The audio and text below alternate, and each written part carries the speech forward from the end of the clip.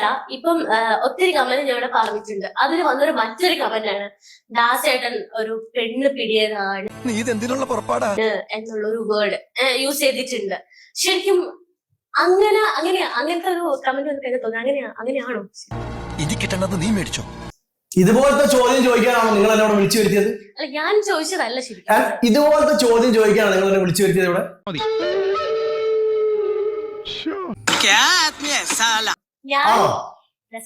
ഞാൻ ചോദിച്ച ചോദ്യമല്ല ഇത് പറയുന്നത്. ഒരാളെ വിളിച്ച് ഇൻസൾട്ട് ചെയ്തത് തുല്യമാണോ? പൊതുവാൾജി എനിക്ക് ചോര കളക്കണ്ടട്ടാ. Cool down Karthi, cool down. ഒരാൾ കമന്റ് ഇട്ട് മറുപടി ഞാൻ അവിടെ കൊടുത്തോളൂ. ആ കമന്റ് ഏറ്റുപിടിച്ചുകൊണ്ട് ഞാൻ അത് പെണ്ണുപടിയാണോ ചോദിക്കാൻ നിങ്ങൾക്ക് അധികാരം എന്നുള്ളതാണ്. വല്ല കാര്യമുണ്ടോ? എന്തിനാണ് ഇങ്ങനെ ഇല്ലാന്ന് ആരാ തന്നത്? ഇതുപോലത്തെ ചോദ്യങ്ങളാണോ ചോദിക്കുന്നത്? എന്നെ പോലെ വ്യക്തിയെ നിങ്ങൾ ക്ഷണിച്ച് ഞാൻ ഇന്റർവ്യൂ പങ്കിട്ട് ഇതുപോലെ ചോദ്യമാണ് എന്നോട് ചോദിക്കേണ്ടത്. അതിന് മറുപടി പറയും. ഇതിനാണ് അവനവൻ പാരാന്ന് പറയുന്നത്.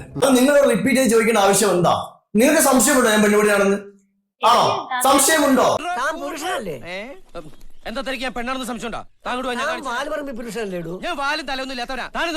എനിക്കും എന്റെ ഫാമിലിക്കും എന്നെ ഇഷ്ടപ്പെടുന്ന ജനങ്ങൾക്കും എന്നെ ഇഷ്ടപ്പെടുന്ന സമൂഹത്തിനും എന്നെ ഇഷ്ടപ്പെടുന്ന കുടുംബക്കാർക്കും എല്ലാവരും ഹേർട്ട് ചെയ്യുന്ന കമന്റ് ഇവിടെ ആണോ?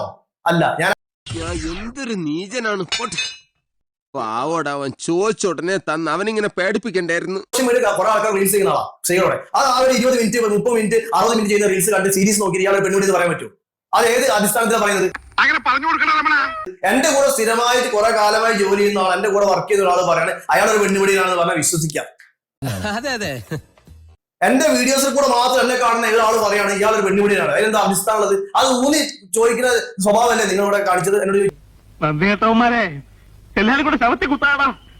എന്നെ വിളിച്ചിട്ട് ഞാൻ പെണ്ണുപിടിയാണല്ലോ. ഞാൻ പിന്നെ എന്തിനാണ് ഇരിക്കുന്നത്? ഞാൻ എന്തിനാണ് ഇരിക്കുന്നത്? ചേട്ടാ അപമാനിച്ചേ ഞാൻ പോയിക്കോട്ടെ. അപമാനത്തിന് തന്നെ അപമാനമാണ് നീ. എന്നാ ഞങ്ങൾ അങ്ങ് ഇറങ്ങട്ടെ. ആയിക്കോട്ടെ.